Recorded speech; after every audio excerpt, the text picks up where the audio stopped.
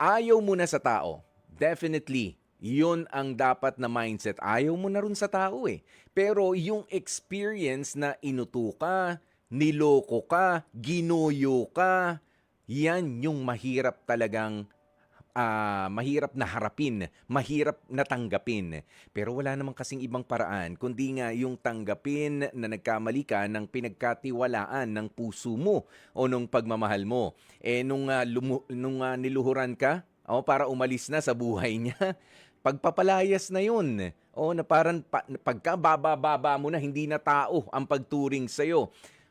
Uli-uli, May, wag mo nang ipagsisiksikan ang sarili mo sa isang relasyon na inayawan ka na, ipinagtabuyan ka pa. Itaas mo yung kalidad ng lalo na kaya mo magbigay ng totoong pagmamahal sa isang karelasyon. Aba, ikaw ang mas kumpleto. Sila ang merong kulang.